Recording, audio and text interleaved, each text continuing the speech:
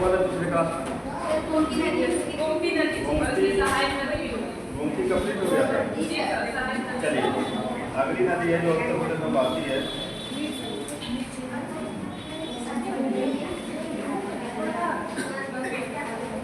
उसको तो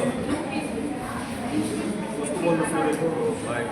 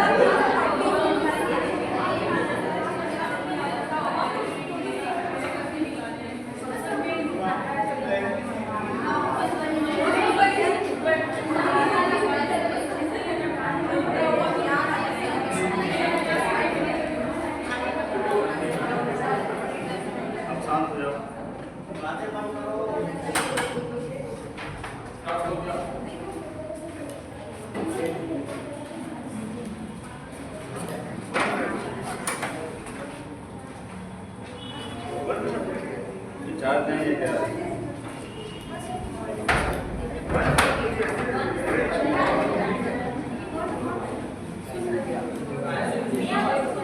चलिए अब शांत हो जाइए। नदी उत्तर प्रदेश में नदी तक चल रहा था, उसमें लगभग महत्वपूर्ण नदियाँ हो चुकी हैं, कुछ बची है। हाँ माइक नहीं लगाए हैं, शांत रहो तभी सुनाई देगा, नहीं सुनाई देगा तो सही हमारी आवाज बहुत धीमी है। चलिए अगली नदी है सई नदी।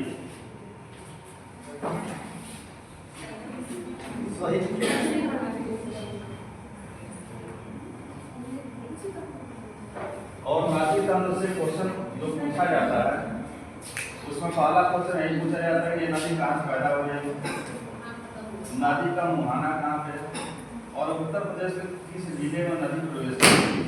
यह तीन क्वेश्चन पूछे जाते हैं, तो यही रख के रखना है। सई नदी यही एक झील से निकलती है, हरदोई जिला के भिजवान झील।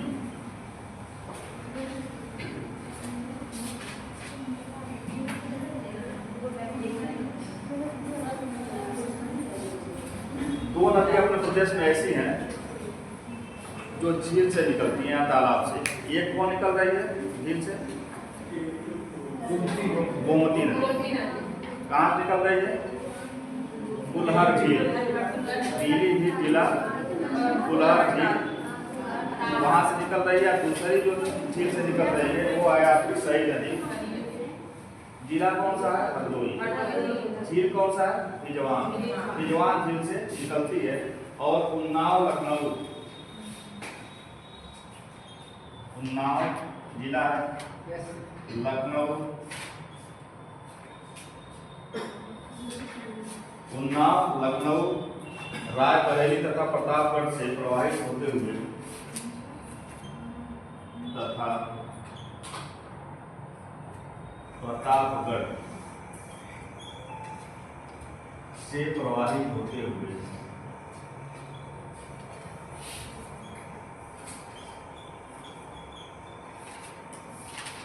उन्नाव लखनऊ तथा प्रतापगढ़ से प्रवाहित होते हुए, उन्नाव लखनऊ प्रतापगढ़ से प्रवाहित होते हुए राजघाट जौनपुर में गोमती में मिल जाती है। राजघाट ये कहाँ पड़ता है? जौनपुर जिले में। सर वहाँ पे किला का जी मतलब ये राजघाट बोलते हैं, वहाँ पर किला हाँ वही बताओ वो किला बनवाया कौन? जौनपुर में। वो किस वंश की राजधानी जौनपुर बनाई है? सभी वंश, सातवीं वंश। सातवीं वंश का संस्थापक कौन है? दूसरा के साथ साथ तो सातवें वंश द्वारा यहाँ से किला बनवाया गया। राजघाट जौनपुर में गोमती नदी में मिल जाती है।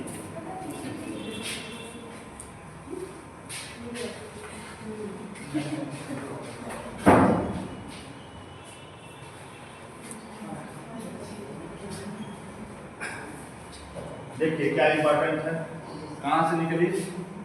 सिजवान झील से। ये सिजवान झील कहाँ पे है? और ये महत्वपूर्ण नहीं है, ये महत्वपूर्ण नहीं है। महत्वपूर्ण है कहाँ पे मिल जाती है? राजघाट जौनपुर में है। और किसमें मिल जाती है? स्टेट किस नदी की सहायक है? गोमती नदी की सहायक नदी। और कुल दूरी ये तय करती है उद्गम से मुहाना तक 715 किलोमीटर। 715 किलोमीटर दूरी तय करती है। अब दूरी से लेकर कहाँ तक? राजघाट। चलिए अगला। माइक चार्ज नहीं हमें लगता है। सर 715 क्या है? कहाँ पे?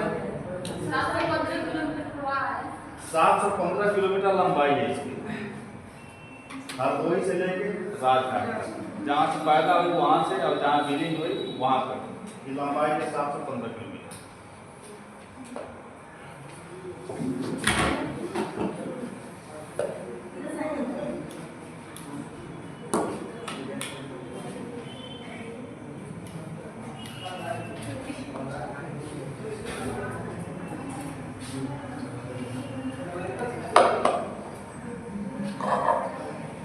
देखिए थोड़ा सा उठा रहा है क्या?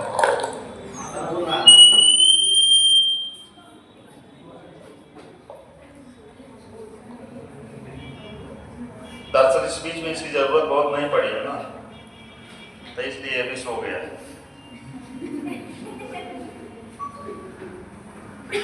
चलिए अगला है छोटी गंडक नदी, जो अपने प्रदेश में आती है। गंडक नदी, गंडक दो नदियां हैं, एक बड़ी गंडक एक छोटी गंडक। तो बड़ी गंडक अपने उत्तर प्रदेश में नहीं आती है, ये बॉर्डर बना के निकल जाती है बिहार। और छोटी गंडक अपने यहाँ आती है।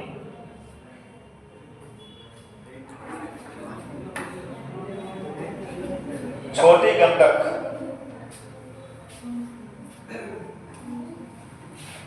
छोटी गंडक नदी क्या हुआ? ठंडा लग रहा है? मन भी हो रहा है तो चालू किए कि बंद किए? अरे तो चलो ये चलने दो। तो पीछे वाला क्यों चला दिए? पीछे ठंडा लग रहा है? चलो ठीक। छोटी गंडक नेपाल में काठमांडू के पास, नेपाल काठमांडू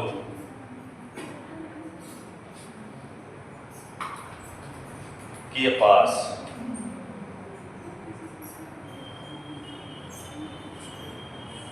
से दो धारा निकलती है पत्नी।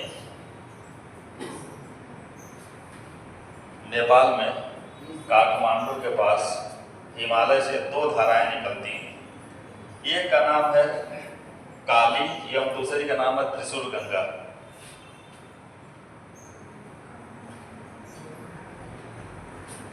दूसरी का नाम है त्रिशूल गंगा। ये दोनों धाराएं जब आपस में मिल जाती है तो इसको हम कहते हैं गंडक।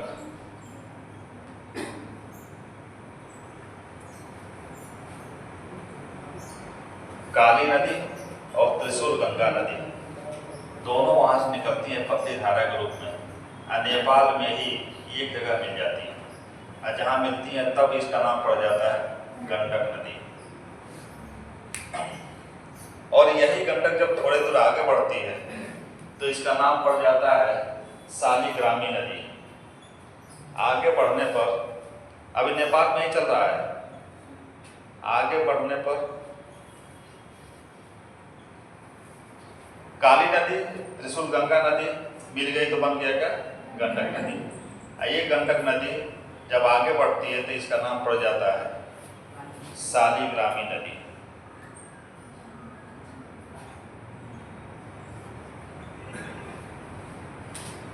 शालिग्रामी नदी तो और आगे बढ़ती है तो इसका नाम पड़ जाता है नारायणी। और इसका नारायणी नाम पड़ता है बिहार के वाल्मीकि नगर जिले में। बिहार के वाल्मीकि नगर जिले में इसका नाम पड़ जाता है नारायणी।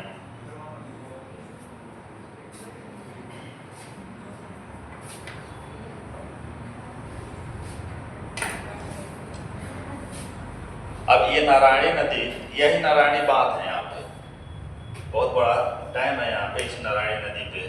और नारायणी जब आती है यहाँ पे बहते हुए दोनों के सीमा पे नेपाल और उत्तर प्रदेश सीमा पर महाराजगंज में,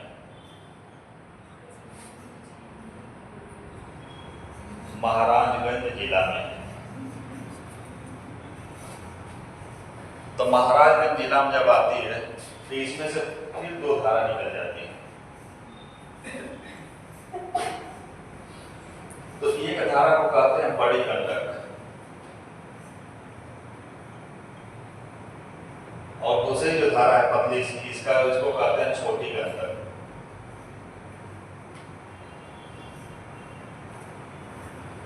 दो नदी से पैदा हुई, आखिर इंडिया में आगे क्या हो गई? दो नदी बन गई। अब एक छोटी गंडक महाराजगंज से कुशीनगर आती है।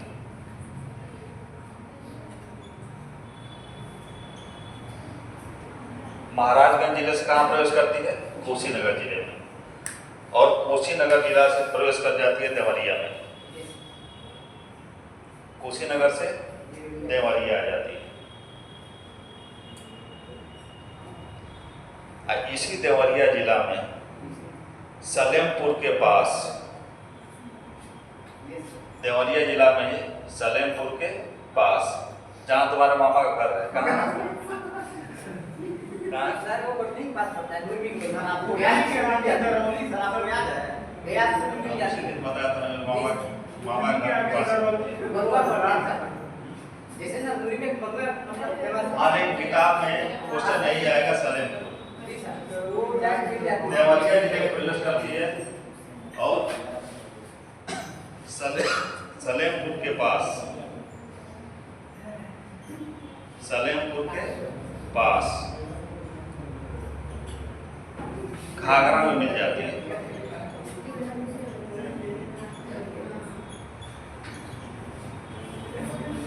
घाघरा में मिल जाती है।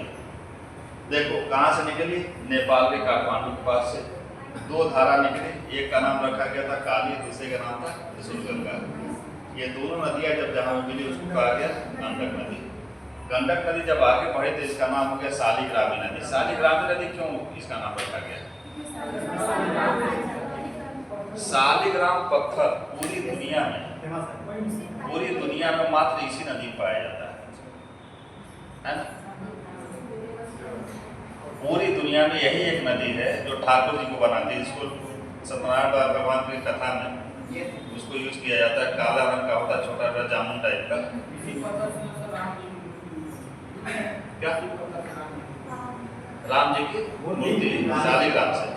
हाँ, तो एक नया फैक्ट है कि राम की मूर्ति भी इसी पत्थर से बनी है और शालिग्राम पत्थर पाए जाने के नाते इसका नाम पड़ गया शालिग्रामी नदी। और जब ये आगे बढ़ी तो इसका नाम पड़ गया नारायणी नदी। और नारायणी क्यों नाम पड़ा? क्योंकि शालिग्राम नारायण के ही एक रूप है, तो नारायणी पड़ा। और जब ये आगे बढ़ी और महाराजगंज जिले में पहुंची तो यहाँ पे पुनः दो धारा बट गई। एक का नाम रखा गया बड़ी गंडक और दूसरे का नाम रखा गया छोटी गंडक। और ये महाराजगंज से अर्थात ये पूछे आगे गंडक नदी किस जिले में प्रवेश करती है? उत्तर प्रदेश में तो महाराजगंज। महाराजगंज से आगे बढ़ी कुशीनगर आई, आप कुशीनगर से देवरिया मिलेगी और देवरिया में सलेमपुर के पास ये अपना अस्तित्व होती है। ठीक, चलिए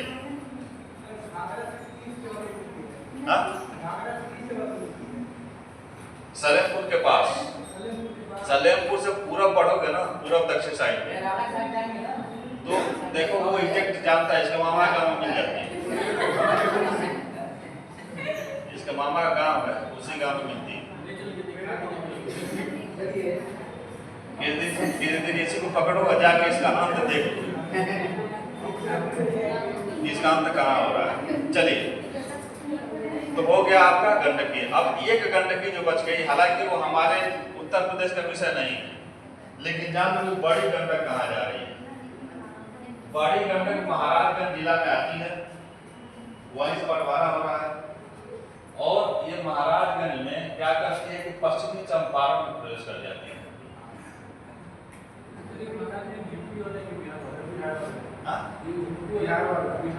बिहार वाला, जैसे कि छोटी गंडक तुम लोग किधर चली आ रही है अपने उत्तर प्रदेश में, लेकिन ये महाराजगंज से सीधे निकल जाती है बिहार, बड़ी गंडक, और जाती है कहाँ पे? पश्चिमी चंपारण में प्रवेश कर जाती है बिहार में, और फिर पटना के पास,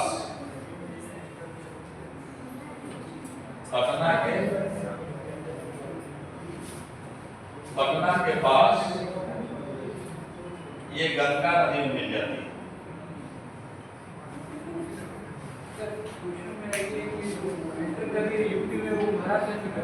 हाँ,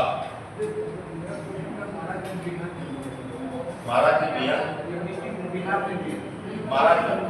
नहीं, यूपी वाले महाराज, यूपी वाले महाराज ने प्रवेश कर रही है, और यूपी वाले महाराज ने प्रवेश करने के बाद यहीं पे दो धारा बन जाता है।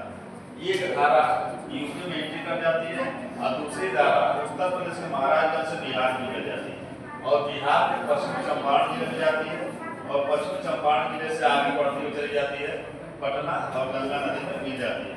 तो कुल मिला के गंडक नदी एक ऐसी नदी है कि इसका मुहाना दो नदियों में होता है, एक घाघरा में और दूसरा गंगा। गंगा कहाँ मिल रही है? पटना के पास, और घाघरा कहाँ मिल रही है? पास। चलिए, अगला है चंबल। अगली नदी का नाम है चंबल। ये सब उत्तर प्रदेश की नदियां हैं, निकल रही हैं सब उत्तर प्रदेश के बाहर से, लेकिन सिंचित कर रही हैं किसको? उत्तर प्रदेश को। बस दो नदी छोड़ दिया जाए, एक सई और एक गोमती। जितनी नदियां हैं वो मैक्सिमम जो है या तो हिमालय से, नहीं तो जो है एमपी साइड से कैमूर की पहाड़ियों से निकलेंगी और आएंगी कहाँ? उत्तर प्रदेश में। और उत्तर प्रदेश में सिंचित करने के, सिंचाई करने के बाद या तो वो यमुना की सहायक हो जाएंगी, या तो फिर गंगा की सहायक नदी हो जाएंगी, ये मिल के चली जाती है बिहार। अब बिहार होते हुए जाकर आगे चल के कहाँ मिल जाती है? नहीं, बिहार के बाद ये पहुंचती है सीधे पश्चिम बंगाल। अब पश्चिम बंगाल तक जाते जाते नदियां लगभग समाप्त होकर केवल एक नदी बच जाती है, गंगा। और सबके जल को लेकर गंगा कहाँ चली जाती है? बांग्लादेश। अब बांग्लादेश में जाके किससे मिल जाती है? ब्रह्मपुत्रा। ब्रह्मपुत्रा जिस वहां पे जाने के बाद बांग्लादेश की दो महत्वपूर्ण नदियों से मिलती है, एक है पद्मा, तो गंगा का नाम बदल के हो जाता है पद्मा। अब पद्मा जब आगे बढ़ती है गंगा के जल को लेके, तब उससे मिल जाती है कौन? नहीं, जमुना तो नाम है, लेकिन आगे बढ़ के उसका भी नाम बदल जाता है, मेघना। मेघना से मिल जाती है। अभी समझ लो कितनी बड़ी जलराशि लेके नदियां बंगाल की खाड़ी में गिर रही है। ये सारा डिटेल मैं लिखवा चुका हूँ, और जब नदी तंत्र समाप्त हो जाएगा तो मैं ग्रुप में डाल दूंगा, उसे नोट्स बना लेना। SSC वाले अभी जो है 20 से पढ़ रहे हैं। अब इसको बंद कर दो, अब केवल हवा आएगा, लड़का नहीं आएगा। अब कोई आए नहीं तो उसको जो है नो एंट्री कर देना। चलिए, चंबल नदी, चंबल नदी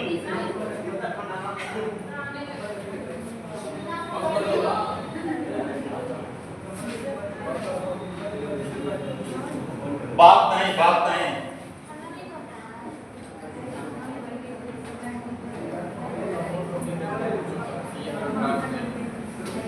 यहाँ की सबसे बड़ी समस्या जानते हो क्या है? एक नदी पढ़ाओ फिर उसको मिटाओ। GIC में यही बेनिफिट है कि एक बार दबाए फिर खत्म।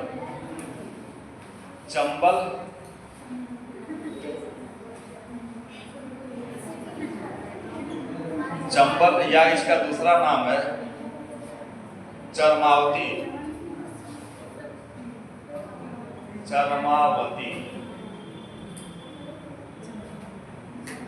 नदी। सर इसी का दूसरा नाम? हाँ, इसी नदी का नाम दूसरा है चरमावती। सर क्यों पड़ गया था इतना कारण क्या? इसलिए कि इसमें अचानक बाढ़ आती है और जिस एरिया में बहती है ना, वो एरिया थोड़ा बलुई मिट्टी वाला है, तो बहुत अधिक खंड बनाती है। अचानक क्या होता है कि जंगल का अधिक से अधिक हिस्सा टूट के इसमें गिर जाता है। तो जब जंगल का हिस्सा टूट के गिरेगा तो उसमें जानवर भी गिरेंगे कि नहीं? तो जानवरों के चमड़े के नाते इसका नाम एक पड़ गया, दूसरा चरमावती। चलिए, उद्गम कहाँ से निकलती है? उद्गम कहाँ से निकलती है? हाँ, मध्य प्रदेश में इंदौर के पास, मध्य प्रदेश। राज्य कौन सा है? मध्य प्रदेश। जिला है इंदौर, और इंदौर में एक जगह है जिसका नाम है महू। अब महू क्यों इम्पोर्टेंट है? सर यहीं पे अम्बेडकर साहब जन्म हुआ। हाँ, बाबा भीमराव अम्बेडकर का जन्म यहीं पे महू में ही हुआ। सर ये महू जो है, ये मतलब ये तहसील है कि गांव? ग्रामीण की शहरी? महू बहुत बड़ा शहर है। अब वहाँ पे जब जाओगे ना तो मिलिट्री का बेस कैंप है महू। अब मिलिट्री का बेस कैंप कम से कम 25 किलोमीटर में है। हाँ, इतना बड़े एरिया में है मिलिट्री का। और संभावना व्यक्त किया जाता है कि यहीं पे जो है कुछ भारत के ऐसे हथियार रखे हैं जो छुपा के रखे जाते हैं। चलिए,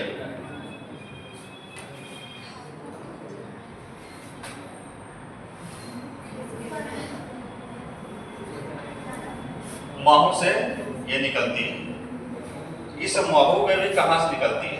महू में एक पहाड़ी है जिसका नाम है जाना पाव।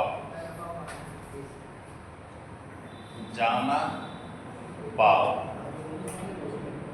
की पहाड़ी से निकलती है। हाँ? अभी मिलने पे अभी तो निकलने तो दो इसको।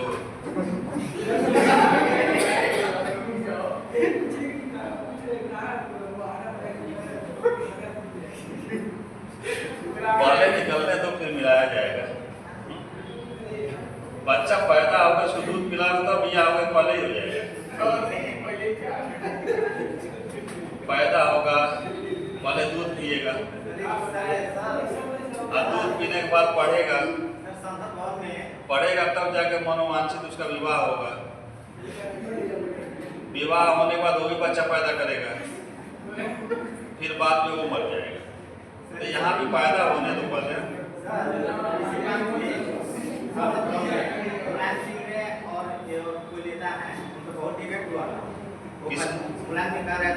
देखिए सरकार को 10 महीना हो गया, चलो ठीक, उसको बात देखेंगे। तो कहाँ से पैदा हुई? किस प्रदेश में? मध्य प्रदेश में। जिला कौन है? इंदौर। और स्थल कौन है? महू। और पहाड़ी कौन है? जानापा पहाड़ी। यहाँ से पैदा हो गई। पैदा होने के बाद मध्य प्रदेश, राजस्थान, उत्तर प्रदेश 3 प्रदेशों का सीमा बनाती है। जानापा पहाड़ी से पैदा हुई और मध्य प्रदेश में बहते हुए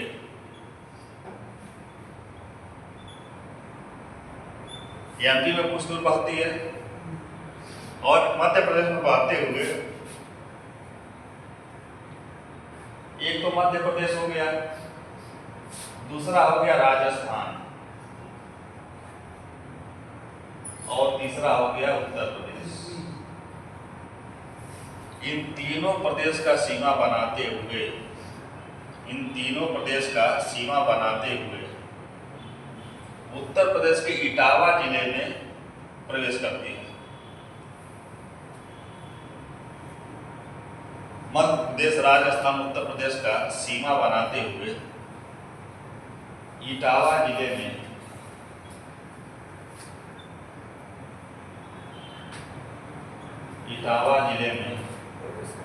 उत्तर प्रदेश में प्रवेश करती है। एक बार और निकाल कर उद्गम कहाँ हो रहा है? मध्य प्रदेश के इंदौर जिले से। मध्य प्रदेश के इंदौर जिले में महू नामक स्थान पे जानापाव पहाड़ी से पैदा होकर मध्य प्रदेश में बहते हुए मध्य प्रदेश, राजस्थान, उत्तर प्रदेश की सीमा बनाते हुए इटावा जिले में उत्तर प्रदेश में प्रवेश करती है। तो इम्पोर्टेंट कहाँ है, कहाँ प्रवेश कर रही है? इटावा जिले। पैदा कहाँ हो रही है? जानापाव पहाड़ी। चलिए, इटावा, औरैया, जालौन, इटावा जिले में प्रवेश करती है। और एक जगह है पंचनदा। पंचनदा,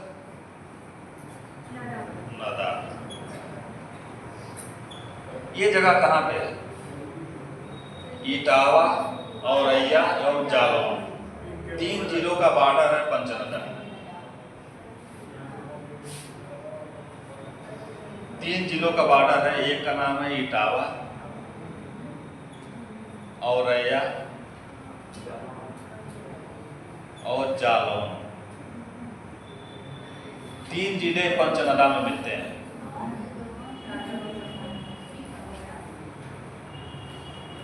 यहां से निकले उत्तर प्रदेश में प्रवेश की कहां पे? इटावा जिले में। और इटावा जिले में बहते हुए ये चली जाती है पंचनदा। और पंचनदा वह जगह है जहां पे इटावा, औरैया एवं जालौन का बॉर्डर है। इटावा, औरैया एवं जालौन का बॉर्डर है। तो इसी पंचनदा के पास जाके एक पंचनदा में किसमें मिल जाती है? सिंध भी मिलती है। यहीं पे सिंध मिलती है। और यहीं पे कौन नदी मिल जाती है? ये पंचनदा में चंबल यमुना से मिल जाती है। यही पंचनदा नामक स्थान पे चंबल किससे मिल जाती है? यमुना नदी से मिल जाती है।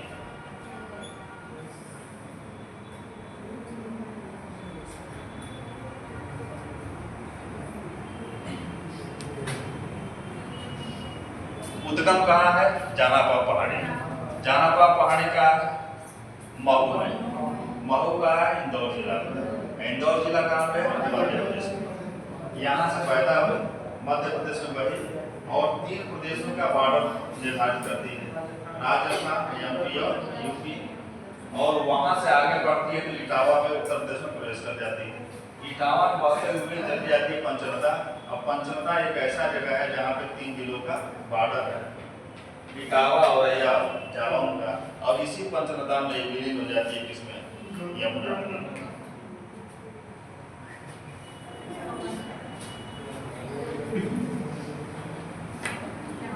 इसकी क्या खासियत है इस नदी की? कभी-कभी ये पूछता है कि चंबल क्यों इस क्षेत्र के लिए सबसे घातक नदी है? ये हो के हटा दें? नहीं, ये रास्ता बदलने वाली ये नदी नहीं है। इसको हटा दो क्या?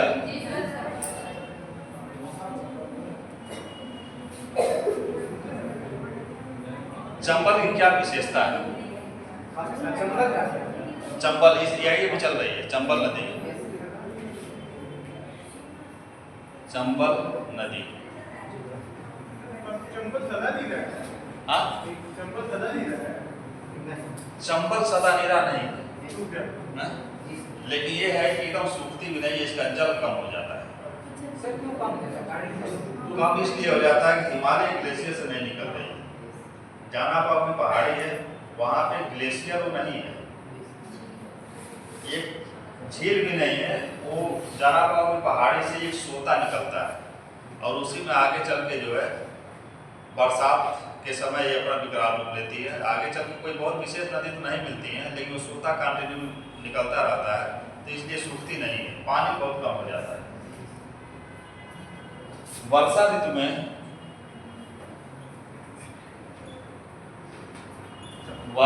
में इसमें बहुत अधिक जल होता है,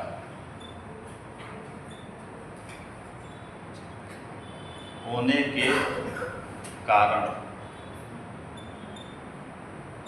इस क्षेत्र में अवनालिका अपर्दन की समस्या होती है।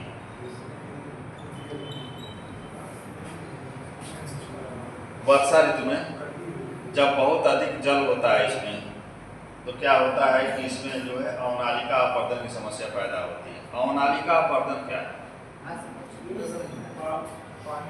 पानी पर लेके आता है, मिट्टी लेके आता है, और जो मिट्टियाँ होती हैं, हाँ। जहाँ मिट्टी होती है, वो ऊपर की सारी प्रॉपर्टी वहाँ लेके आता है। देखो अपर्दन के जो प्रकार हैं, अपर्दन जागृति में पढ़ाया गया होगा। अपर्दन, मृदा अपर्दन पढ़ाया गया ना, मृदा अपर्दन पढ़ाया गया जागृति में, हाँ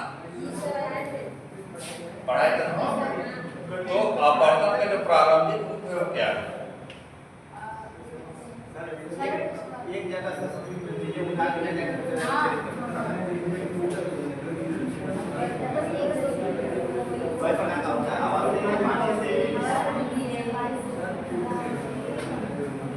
पानी से जो अपर्दन होता है उसका प्रारंभिक रूप है, उसको हम कहते हैं अपस्फाल अपर्दन।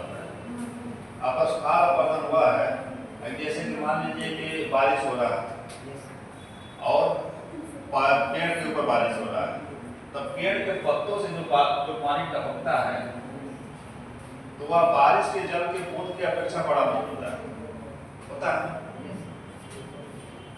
तो वहां से वो मिट्टी को जो हटाता है और एक लेयर में जब हटा के जब आगे बढ़ता है तो उसको हम कहते हैं अपस्फाल अपर्दन। इसके बाद से क्या होता है, पानी जब आगे बढ़ जाता है, पेड़ों का पानी, पेड़ों से चूलने वाला पानी जब आगे बढ़ता है तब इसको कहते हैं रील अपर्दन।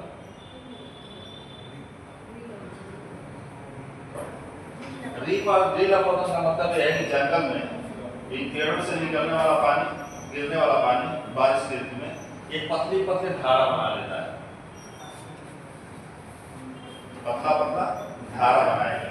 आज ये पतला पतला धारा बनता है ना, इसी को हम कहते हैं रील अपर्दन।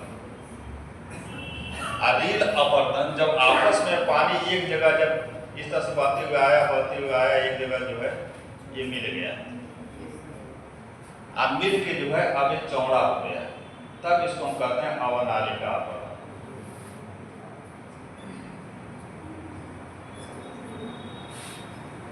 अब इमेजिन करो कि ये जहां से निकल रही है, ये नदी जहां से निकल रही है अर्थात जानापाव की पहाड़ी से इंदौर से जब इधर आती है इस एरिया में, तो ये मिट्टी कौन सी है? लाल वाली मिट्टी। लाल वाली मिट्टी होती है भुरभुरी। जब उस पर जो है पेड़ से पानी टपकता है तो वो मिट्टी जो है छत बिछत हो जाती है और वो छत बिछत के रील अपर्दन का रूप लेती है। रील अपर्दन, अनेक रील अपर्दन एक जगह मिल जाते हैं और अवनालिका अपर्दन में कन्वर्ट हो जाता है।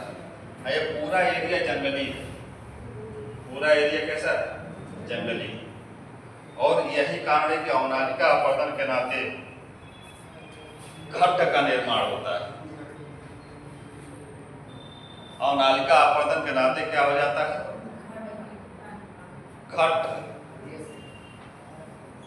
खड्ड का निर्माण होता है। खड्ड है ना, खड्ड का निर्माण होता है। आज जो खट्ट बन जाता है अवनानिका के नाते, तो इस खट्ट के निर्माण के बाद खट्ट का निर्माण हुआ। इस खट्ट के निर्माण हो जाने के बाद इस पे क्या होता है, पेड़ पौधे जम जाते हैं। पेड़ पौधे जम गए,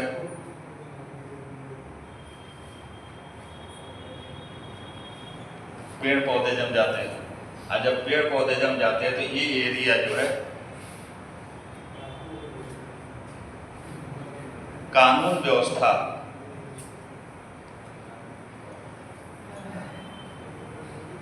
के लिए सबसे बड़ी चुनौती होती है।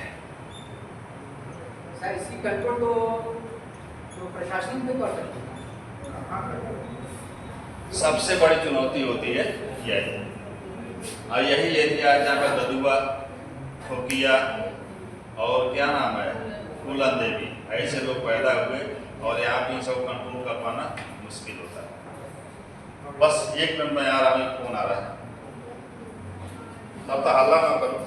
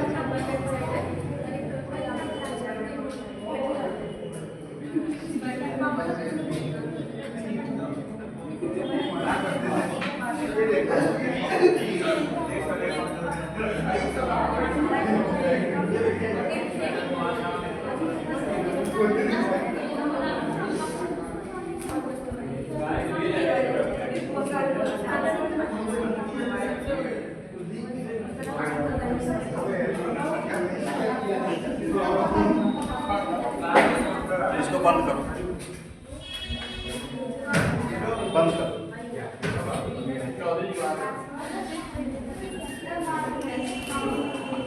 चलिए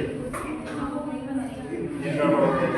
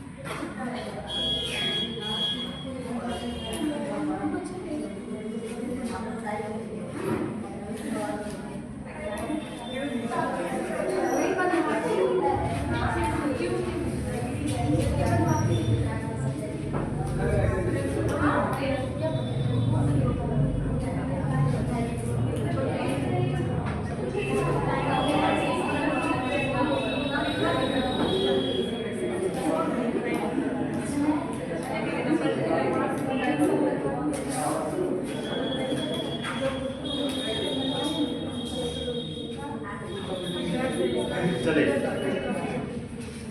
अब आवाज आ रही है? माइक तो गड़बड़ हो गया है, इसको बंद करो। आपको यह है इतने देर में ही तो प्यार कर जाती है।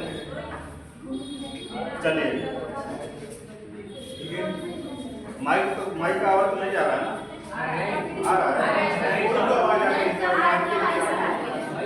आवाज बढ़िया, माइक को इससे गड़बड़ हो गया। चलिए कहाँ तक थे? ये कानून व्यवस्था के लिए सबसे बड़ी चुनौती है।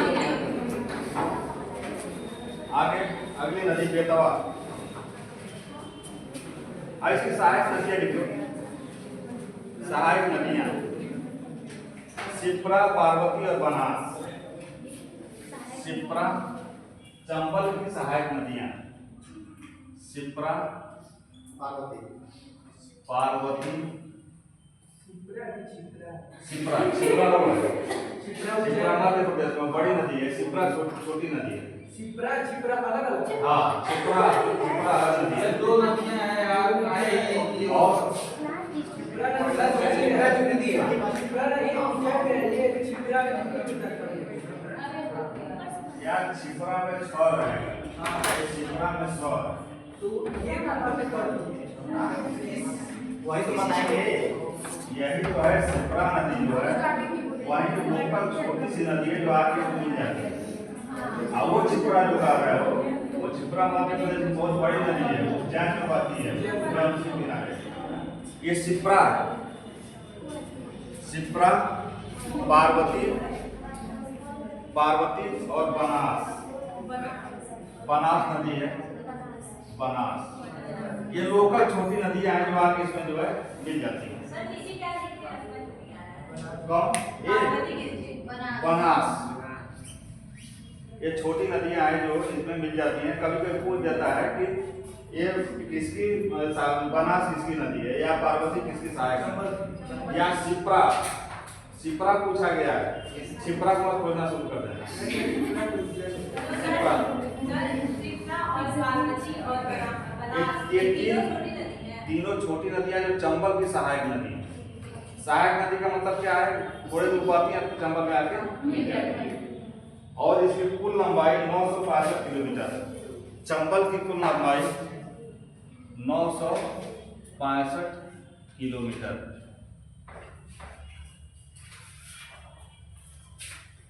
अगली नदी है बेतवा।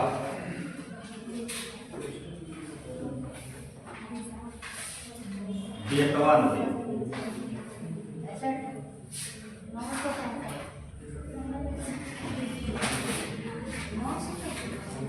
बेतवा 965 किलोमीटर बहती है।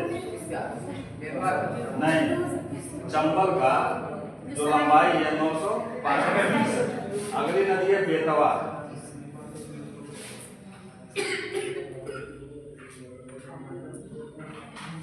और बेतवा को दूसरे नाम से जाना जाता है बेत्रवती।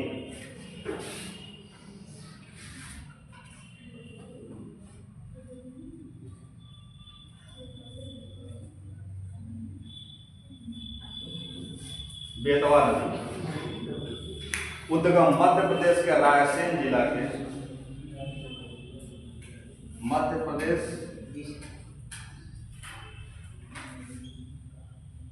जिला कौन सा है? जिला है रायसेन। मध्य प्रदेश के रायसेन जिला के कुमार गांव नामक स्थल से पैदा होती है। ये कुमार गांव नामक स्थान से पैदा हो जाती है। उद्गम क्या है इसका? मध्य प्रदेश राज्य के रायसेन जिला के कुमार गांव नामक स्थान से पैदा होती है और ललितपुर जिले में उत्तर प्रदेश में प्रवेश करती है। किस जिले में? ललितपुर जिले में। ललितपुर जिले में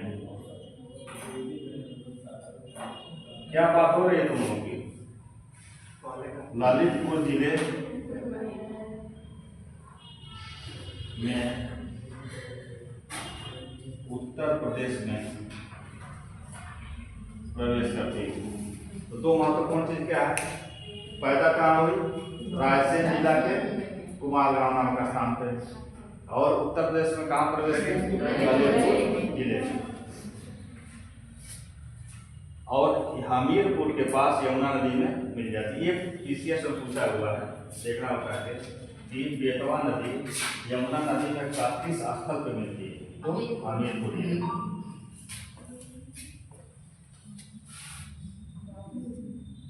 हमीरपुर जिले में यमुना में मिल जाती है। यमुना नदी में मिल जाती है।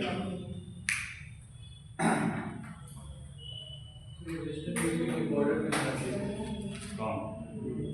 हाँ, पश्चिमी उत्तर प्रदेश का सीमा ही बना है। कहाँ उत्तर प्रदेश में प्रवेश की? फायदा कहाँ हुई? रायसेन कुमार गांव नाम का स्थान। और कहाँ पे इसका अंत हो गया? ये नदी इसलिए महत्वपूर्ण है कि इस पे 2 बांध बनाए गए हैं, महत्वपूर्ण बांध। सर क्यों बनाया गया बांध? यार बांध बना के पानी रोका जाए तो बिजली पैदा होगा और नहर के माध्यम से सिंचाई होगी। हाँ? बांध इसीलिए बनाया जाता है। सर कई कारण है। अब इसके बाद वाला काम बताओ। 2 के बाद का काम सिंचाई अभियान में क्या कारण वो तो बोले नहर के माध्यम से सिंचाई होगी, बांध बना के और दूसरा बिजली पैदा होगी। तीसरा क्या किया जाए? ज्यादा हो उसके लिए लोग काम के लिए बात आएगा सूखा भी ना पड़े, बाढ़ से अधिक से अधिक लोग प्रभावित होना, उसके लिए भी बात बांध बना दिया गया है। तो उस नदी में अधिक बाढ़ आएगी कम बाढ़ आएगी? अधिक पानी जिस आदमी को तो चाहे अधिक चाहिए एक और भी उसका जो जल प्रबंधन किया जाता है कि जब लगा कि अब ये नदी कहर पर पाने वाली है तो चारों तरफ नहरें बिछाई जाती हैं, नाव खोदी गई रहती है। तो लगता है कि इस साइड में जो जल को डाइवर्ट कर दिया जाए तो जनहानि और धन हानि कम होगी, इसलिए किया जाता है। जल प्रबंधन के कारण हो सकता है, इंडियन कारण होता है सिंचाई और जल विद्युत। जल विद्युत बांध बना के कैसे पैदा किया जाता है? पानी के नदी टरबाइन मिर्जा घूमता के जगह जब घूमता है जब पड़ा तो वहाँ पर गंगा से बिना करके पकड़ लेता हूँ। नहीं सर गार्डन है 1990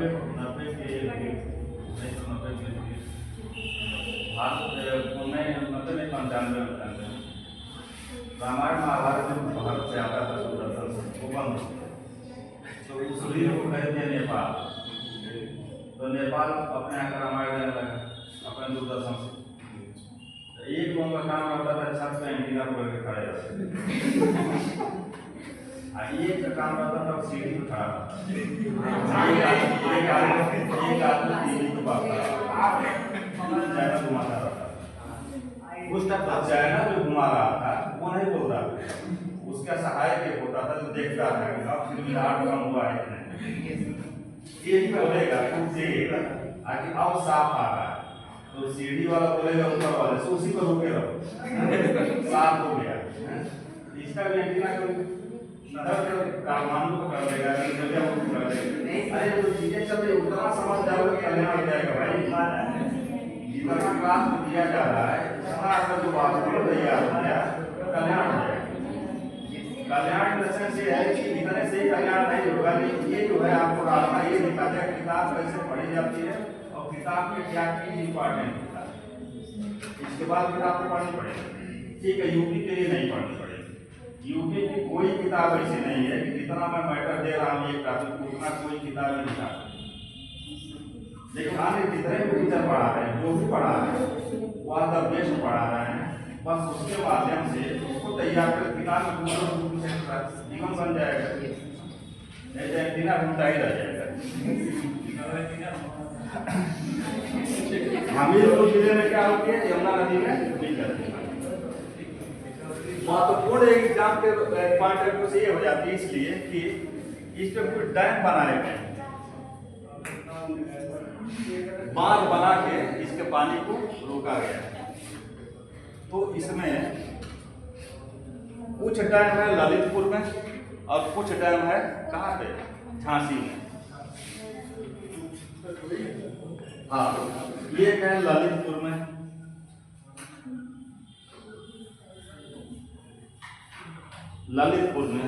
और 2 राजघाट एवं माता टीला बांध का निर्माण किया गया। राजघाट एवं माता टीला ललितपुर में जो 2 डैम बनाए गए हैं इसी नदी पे, बेतवा नदी पे। एक का नाम है राजघाट और दूसरे का नाम है राजघाट एवं दूसरे का नाम है माता टीला। माता टीला का नाम कक्षा 7 आपकी जगह में पढ़े हुए, माता टीला परियोजना। डैम बनेगा तभी कोई परियोजना बनेगी। ठीक, और झांसी जिले में इसी नदी पर,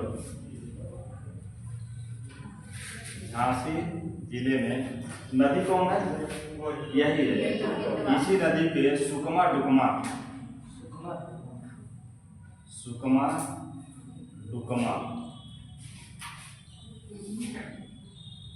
बांध का निर्माण हुआ है।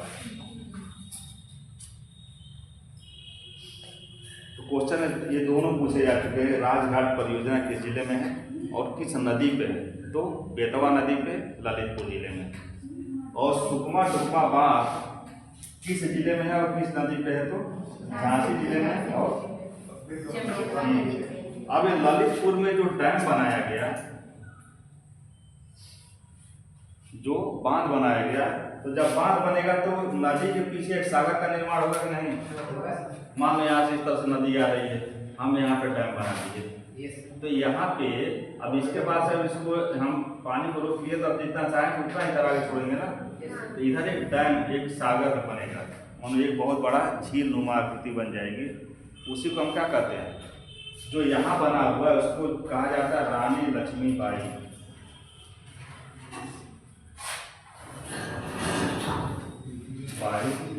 सागर।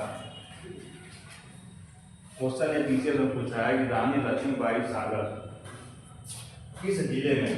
तो लक्ष्मीबाई सागर समझ के झांसी जिला में है ना, ये ललितपुर में। पीसीएस क्वेश्चन वही उठाता है ना जो जानता है कि यहाँ पे कंफ्यूजन जरूरत बना है। लड़का जब लक्ष्मीबाई का नाम सुनेगा देखा कि देखो कितना इजी क्वेश्चन पूछ दिया है, तुरंत मारेगा और झांसी। ऑप्शन में तो झांसी देगा ही देगा, लेकिन क्वेश्चन क्या सही होगा? ललितपुर। रानी लक्ष्मीबाई सागर कहाँ बना हुआ है? ललितपुर जिले में। चलिए अगला, टोंस या तमसा, थोड़ा तेज चले कि आज नदी खत्म हो जाए। टोंस या तमसा नदी। सर ये बढ़िया टोंस बढ़िया क्या है कि कौन पहाड़ी जहाँ से निकल जाएगी टोंस। नदी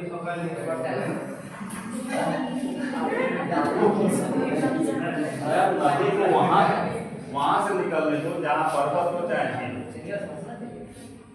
टोंस या तमसा नदी। अब इधर आओ, इधर हमसे लड़ो, हमसे लड़ो कल्याण हो जाएगा, उनसे लड़ोगे तो बर्बाद हो जाओगे। लड़के आपस में नहीं लड़ना चाहिए, टीचर से लड़ो। लड़ने का मतलब ही हम का समझ रहे हैं। टोंस या तमसा उद्गम।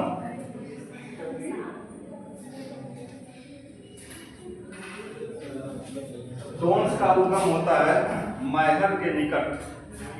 मैहर मध्य प्रदेश। मैहर कहाँ है? मध्य प्रदेश। मैहर के निकट कैमूर श्रेणी, कैमूर की पहाड़ियां हैं ना, कैमूर श्रेणी, कैमूर पर्वत श्रेणी है जहाँ पे मैया जी का, मैया देवी का मंदिर है, दुर्गा जी का मंदिर है। इसमें कितने लोग मैया गए हैं? सर हमारे मौसी रहती जबलपुर में।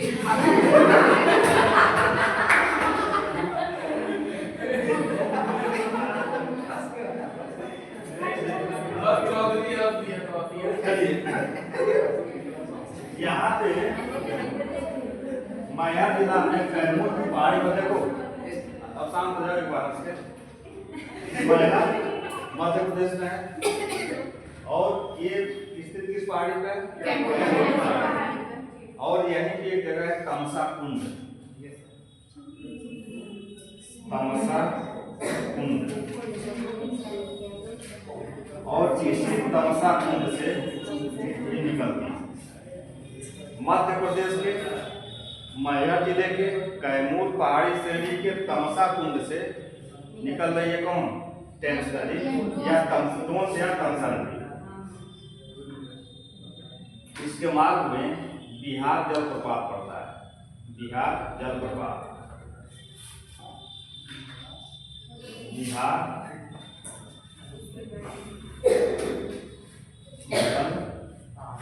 प्रपात, इसकी ऊंचाई है 110 मीटर। जलप्रपात का क्या? प्रपात का मतलब होता है जब ऊंचाई से जल गिरता है नीचे, तो जिस आकृति का निर्माण करता है उसी को हम कहते हैं जलप्रपात। ये कितनी ऊंचाई से गिर रही है? 110 मीटर। और बिहार जलप्रपात इसका नाम दिया गया जहाँ पे गिरती है, इसी को कहते हैं बिहार जलप्रपात। और बिहार जलप्रपात बिहार के कैमूर जिले में स्थित है। बिहार के कैमूर जिला।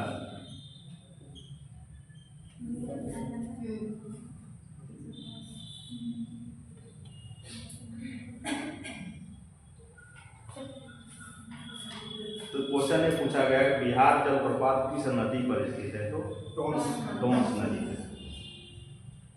और आगे पूछते कि कहाँ पे स्थित है? तो बिहार के कैमूर जिले में। और यहीं पे कैमूर वन्य जीव अभ्यारण्य भी है। कैमूर वन्य जीव अभ्यारण्य भी यहीं पे है जहाँ पे प्रपात का निर्माण करती है। कैमूर वन्य जीव अभ्यारण्य।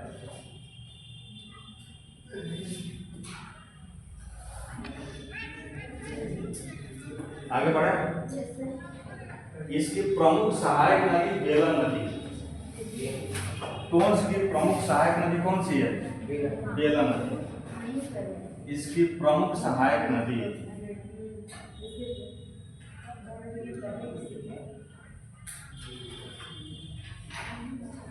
बेलन नदी।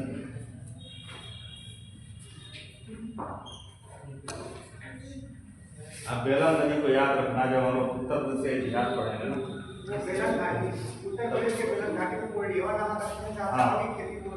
चावल की खेती का सबसे पहला प्रमाण कहाँ से मिला?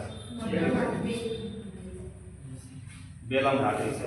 ये बेलन नदी इसकी प्रमुख सहायक नदी है। और बेलन नदी टोंस नदी में बेलन नदी टोंस नदी में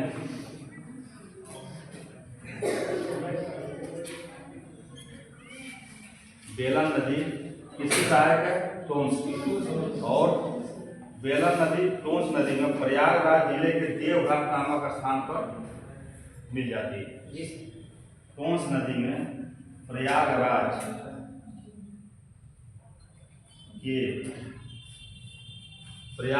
के देवघाट नामक स्थान पर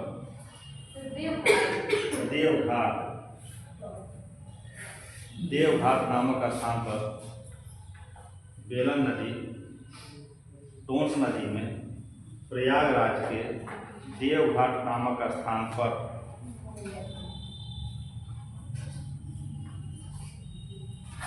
मिलती है। बेलन नदी टोंस नदी में प्रयागराज के देवघाट नामक स्थान पर मिल जाती है, तो इसकी प्रमुख सहायक नदी है। और टोंस नदी घाटी भारतीय उत्तर प्रदेश के प्रागैतिहासिक काल के लिए सबसे प्रमुख नदी है टोंस नदी। इसी टोंस नदी के किनारे जैसे सिंधु घाटी की सभ्यता है ना, उसी तरह टोंस की सभ्यता है। और टोंस नदी की सभ्यता सिंधु घाटी सभ्यता से लगभग मान के चलो 20 से 25 हजार वर्ष पूर्व की कहानी है। 20 से 25 हजार वर्ष पूर्व यहाँ पे बहुत अधिक पुरातात्विक साक्ष्य मिले हैं बेलन नदी का।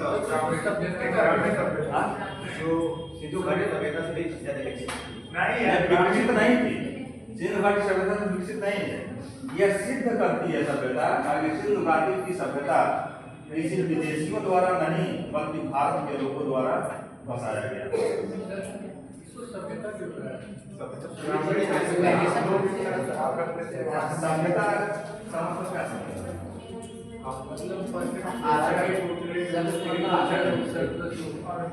ये सबके पहले भी तो व्यक्ति जो इंसान कुछ कर रहा था, जैसे पाषाण काल की सभ्यता। पाषाण काल में पेट को नहीं हो रहा, सभ्यता और संस्कृति में अंतर है। सभ्यता मतलब सिविलाइजेशन, सभ्यता को हम देख सकते हैं सिविलाइजेशन उस वही था पाषाण काल में पत्थर ही सब कुछ। Yes. देखो सभ्यता संस्कृति दो चीजें चलती हैं। सभ्यता को देख संस्कृति एक विचार है। Yes, very good. संस्कृति क्या है? विचार। विचार। Yes. विचार सबसे पहले मानव में क्या आया होगा ताकि मैं जानवरों को दौड़ा के शिकार कर रहा हूँ। Yes. यदि हमारे पास कुछ ऐसा हथियार बन जाए जो कि प्रक्षेपास्त्र टाइप का फेंक के मारने वाला, तो सबसे पहले तो विचार आया दिमाग में ना, और जिसके दिमाग में विचार आया वह पत्थर को उठाए। हो सकता है बड़ा पत्थर उठाया तो वो उठ न पाता, एक पत्थर को दूसरे पत्थर पे पटका तो छोटे छोटे टुकड़े बदल गया। उस टुकड़े को उठा कर चलाया तो कुछ दूर गया, तब उसके दिमाग में आया कि नहीं ये जो है मैं दूर से रह के भी शिकार को मार सकता हूँ। तो संस्कृति तब तक जब तक दिमाग में था, और सभ्यता तब हो गया जब वो दिमाग की चीजें जो प्रैक्टिकल में सामने दिखाई देंगे। इसीलिए संस्कृति अमूर्त होती है, दिखाई नहीं देती। अब ये लोग बैठे हो कौन क्या सोच रहा है हमारे बारे में हम तो नहीं जानते हैं। आप बाहर निकलते कोई पीछे चूड़ा घूमते ये सभ्यता दिख गया कि फला के दिमाग में चल रहा होगा कि इनको चूड़ा मारना है। अब बताओ इस्लाम जहाँ पैदा हुआ वो हिंदुस्तान ही है क्या? Yes. हिंदुस्तान वहाँ के चलने के लिए उनको ये था कि जैसे कि पानी बहुत बड़ी समस्या है, तो जिसके दिमाग में आया कि थोड़ा सा पानी मिला, इस पानी को अधिक दिन तक चलाएं और अधिक से अधिक कार्यों में इसको यूज करें, तो उसके दिमाग में आया क्या करें, तो सोचा कि ऐसा है कि केतली नुमा लोटा बना दें कि जितनी जरूरत होगी उतना ही हाथ में पानी लेंगे। तो जब तक वो केतली नुमा लोटा नहीं बना तब तक जो सोच रहा था उसके अंदर भी संस्कृति थी। और जब केतली नुमा लोटा बना के और उसके बेनिफिट के बारे में सबको बताया, सब लोग खरीद के लेके चलने लगे, तब हो गया क्या सभ्यता। तो सभ्यता और संस्कृति भी वो भी वहाँ का भूगोल ही तय करता है, भूगोल एवं परिस्थितियाँ। चलिए टोंस नदी में क्या कहाँ मिल जाती है? ये टोंस नदी बेला नदी घाट मिल जाती है। चलिए अब टोंस कहाँ मिल जाती है? बेलन तो मिल जाती है कहाँ? प्रयागराज जिले में देवघाट नामक स्थान पे। टोंस मिल जाती है आपके गंगा नदी में। गंगा में मिलती है कहाँ? प्रयागराज के, प्रयागराज में एक जगह है सिरसा। सिरसा एक जगह है प्रयागराज जिले के सिरसा नामक स्थान पर टोंस मिल जाती है गंगा में। इसमें से आला कोई सुना है? आला हाइपर बोला वीर रस की कहानी सुनता है। हाइपर बोल नहीं कहेंगे, वो हाइपर बोल से भी ऊपर होती है। उसमें जो है ना जितना वो आला में गाते हैं उसका 1% डूबा नहीं होगा, क्योंकि पूरे इतिहास पढ़ने के बाद ये लगता है कि आला तो तू मात्र जो है परमाणु के सामंत। और आला खंड में आला गाने वाले बताते हैं कि आला रुदल से बड़ा एक धरती है, कोई बलवान वीर ही नहीं है कि नहीं? तो सिरसा एक जगह आला में आता है। आला जब गाते समय एक सिरसा का उल्लेख होता है। और सिरसा में जो राजा था उसका क्या नाम था? आला खंड के अनुसार, आल खंड के अनुसार जगनीपुर के लेखक हैं। आल खंड के अनुसार सिरसा का राजा कौन था?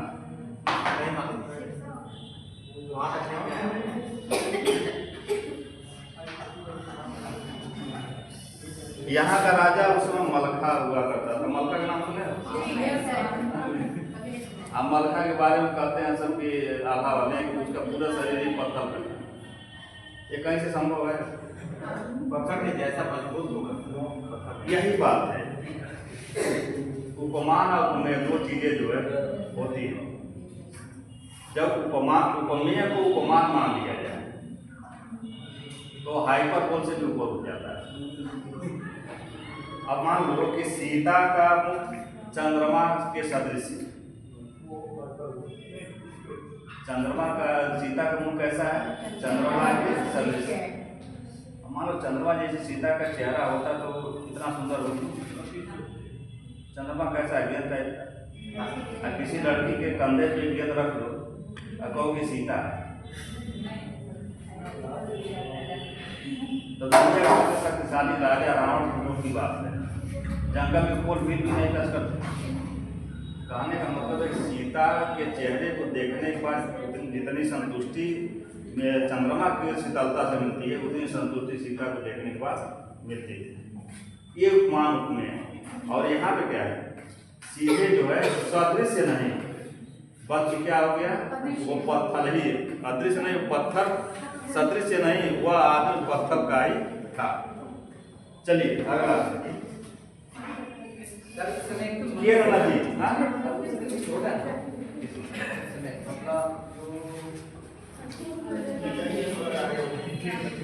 यार जो लिखते पढ़ते उसके साथ देते हो फिर सबसे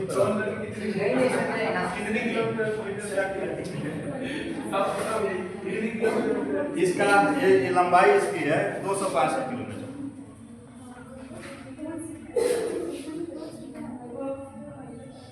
चलिए अगला जो है कीन। जो नदी जोड़ो परियोजना वाजपेयी जी के जमाने में शुरू हुई, ये केन क्षेत्रवा को जोड़ा गया। नदी जोड़ो परियोजना के तहत उत्तर भारत में मात्र 2 नदियां जुड़ी हैं, केन और बेतवा। सर उस प्रोजेक्ट में अभी पूरा फाइनल उस प्रोजेक्ट को दक्षिण भारत में क्या होता है? उस साफ रहो तुम क्यों बात कर रहे हो? कौन ऐसा करो तुम एक एक पीछे हो जाओ, जहाँ पे 4 रहेंगी वहाँ पे दिक्कत होगा।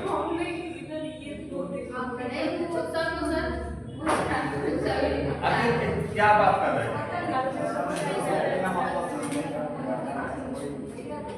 देख रहे हो टाइम कम है, आप टाइम कम है उसके बाद तुम बतिया को कैसे क्वेश्चन इसलिए जो है बात कम करो, बस अब टाइम नहीं बचा, 10 मिनट बचा, 10 मिनट बचा।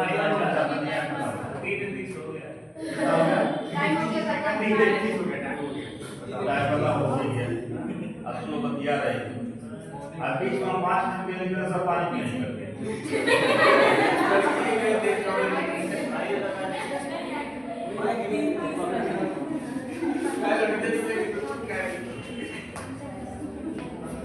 चलिए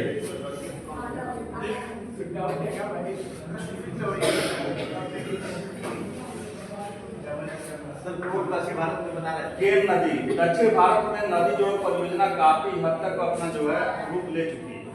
उत्तर भारत में केन और बेतवा को जोड़ के जो नदी जोड़ो परियोजना का शुभारंभ किया गया। इसी प्रोजेक्ट में वो भी हिस्सा था दक्षिण भारत और ये परियोजना केंद्रीय परियोजना है, पूरे भारत के नदियों को जोड़ने की बात है। पूरे भारत की नदियों को आपस में जोड़ने की परियोजना है। हो सकता है वाजपेयी जी कुछ दिनों जिंदा रह गए होते और प्रधानमंत्री बने होते तो बहुत हद तक इस पर काम किया गया।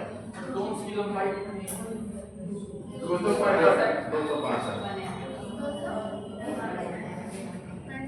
चलिए केन नदी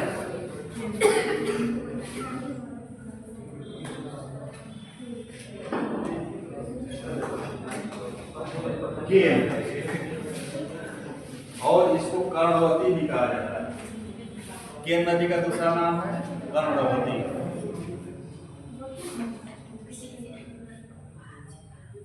केन या कर्णवती उद्गम कैमूर पहाड़ी से निकलकर, उद्गम कहाँ है? कैमूर की पहाड़ी।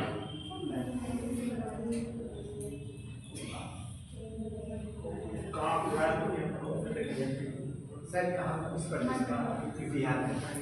कैमूर बिहार में है ना? कैमूर जिला है वहाँ पर भाई, कैमूर की पहाड़ी है। जो पर्वत रेंज है हाँ वो बिहार में जाती है। ये कैमूर की पहाड़ी से सीधे चल जाती है रोहतास होते हुए आगे तक निकलती है मध्य प्रदेश से।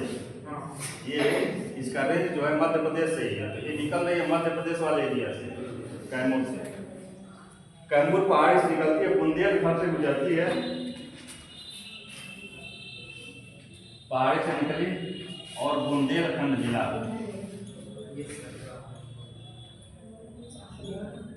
बुंदेलखंड जिला में, हाँ बुंदेलखंड जिला नहीं, बुंदेलखंड क्षेत्र बुंदेलखंड क्षेत्र जी सर, क्षेत्र उत्तर प्रदेश होते हैं। बुंदेलखंड क्षेत्र के बांदा जिले में, बांदा जिले में बुंदेलखंड क्षेत्र के, देखो निकली कहाँ से, कैमूर की पहाड़ी मध्य प्रदेश में, और ये बुंदेलखंड के पठार पे आई और वहाँ से बांदा जिला में आई, अर्थात प्रदेश में कहाँ प्रवेश की, बुंदेलखंड के बांदा जिले, बुंदेलखंड के बांदा जिले में प्रवेश करती है। और बहुत दूर चलती नहीं, बांदा जिला में एक जगह है भोजहां, बांदा जिला के भोजहां नामक स्थान पर, बांदा जिले के भोजहां नामक स्थान पर यमुना में मिल जाती है।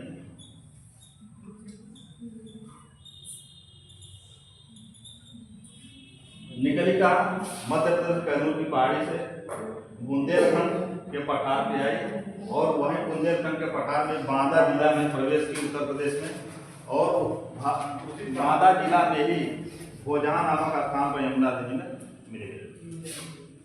427 किलोमीटर चलती है, 427 किलोमीटर लंबाई।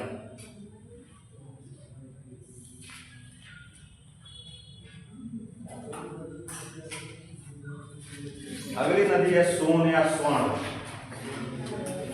सोन या स्वर्ण नदी, सोन नदी।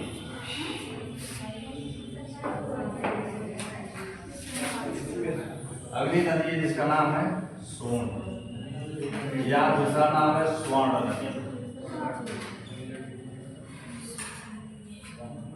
ये महत्वपूर्ण नदी है, सोन नदी महत्वपूर्ण नदी है। कहाँ से पैदा होती है, अमरकंटक। अमरकंटक कहाँ पे है, मध्य प्रदेश, मध्य प्रदेश के जिले में। और अमरकंटक में भी पहाड़ी इन दो पर्वत रेंजों का संगम है।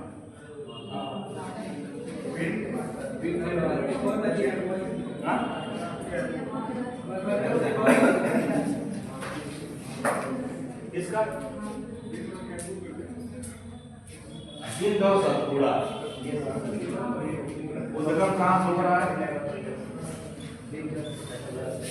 अमरकंटक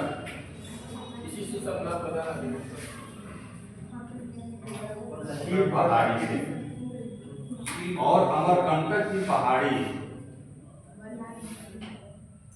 विंध्य और सतपुड़ा, ये दोनों पर्वत रेंज, ये पर्वत श्रेणी के संगम पर। ये क्वेश्चन एक बार पूछा है, अलग जगह से पूछा है, इसमें नहीं पूछा है। क्वेश्चन ये पूछा है कि अमरकंटक की पहाड़ी की पहाड़ियाँ किन दो पर्वत श्रेणियों का संगम बनाती है, तो विंध्य और सतपुड़ा के संगम बनाती है अमरकंटक की पहाड़ी। और इसी अमरकंटक की पहाड़ी, और ये अमरकंटक की पहाड़ी किस जिले में स्थित है, मध्य प्रदेश के अनूपपुर जिले में, मध्य प्रदेश के अनूपपुर जिले में अमरकंटक की पहाड़ी स्थित है। एक ऐसी पहाड़ी जो विंध्य और सतपुड़ा के बीच में अर्थात संगम पे स्थित है।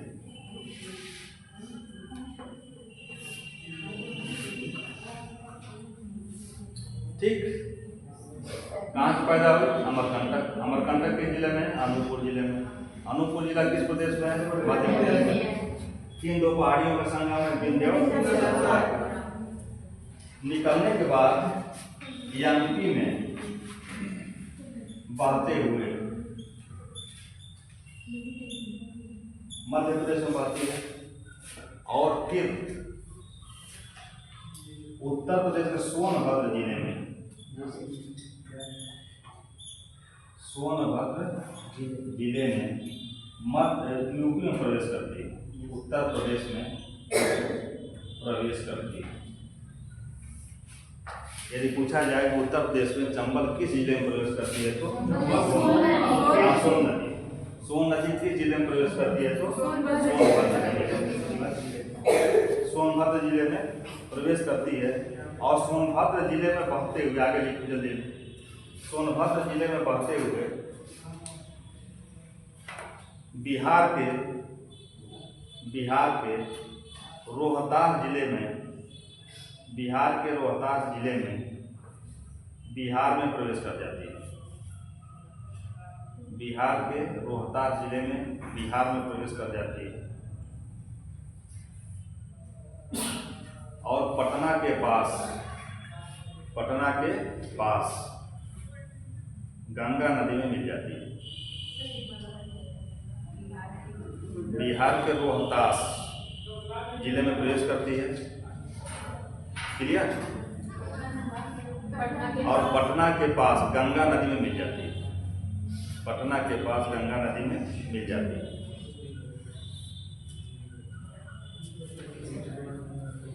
अच्छा, सहायक नदियां, हाँ अब मिल गई, खत्म हो गई। बांग्लादेश क्यों परेशान है? अभी इसी से अनुमान लगाओ कि उत्तर प्रदेश की नदियां हैं ये सब मिलके सब गंगा को पानी दे देंगे, गंगा लेके चले जाएंगे, बांग्लादेश को तबाह। यही नहीं, उसका 7 सिस्टर्स नॉर्थ ईस्ट की नदियों का पानी लेके आ रही है। कौन? बांग्लादेश में ब्रह्मपुत्र। अब इतना पानी लेके पहुंच जाती हैं। और दुनिया का सबसे बड़ा डेल्टा सुंदरबन डेल्टा का निर्माण कौन कर रही है? गंगा और ब्रह्मपुत्र दोनों। और वहाँ पे कौन स्पेशल जानवर पाया जाता है? डायनासोर।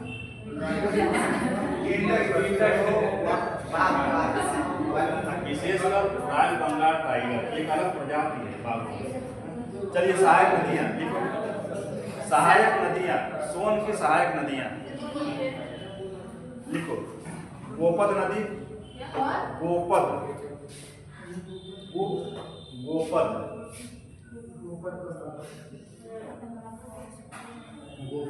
गोपद नदी, रिहंद नदी, नदी, कन्हर नदी,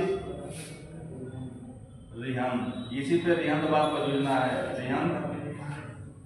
रिहंद नदी, कन्हर नदी,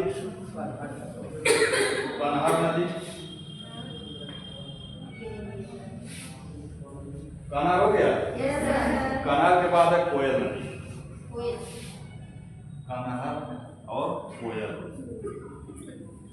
ये क्वेश्चन पूछा है, कोयल किसकी सहायक नदी? तो सोन की। बस दो तीन और बच्चे, उसके बाद से कल से नया चैप्टर शुरू हो जाएगा।